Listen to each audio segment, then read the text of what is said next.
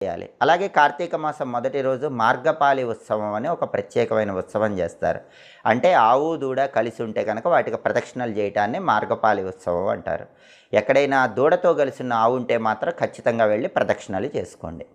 అలాగే ఈ కార్తీక మాసంలో మొదటి రోజు కంద, బత్సలి ఈ 2 దానం ఇస్తే చాలా మంచిది. గ్రహదోషాలు తొలగిపోతాయి, సమస్త శుభాలు చేకూరతాయి. అదేవిధంగా కార్తీక మాసంలో మొదటి రోజు తెల్లవారుజామున కార్తీక స్నానం చేస్తే చాలా మంచిది. ఎందుకంటే కార్తీక మాసంలో మొదటి రోజు కార్తీక శుక్ల పాడ్యమి, అలాగే పౌర్ణమి, కార్తీక మాసంలో ఆఖరి రోజు అంటే అమావాస్య. ఈ 3 రోజుల్లో తెల్లవారుజామున కార్తీక స్నానం చేస్తే 30 రోజులు కార్తీక స్నానం చేసిన ఫలితం కలుగుతుంది. కాబట్టి సూర్యోదయానికి కనీసం అరగంట ముందు కార్తీక స్నానం చేయండి.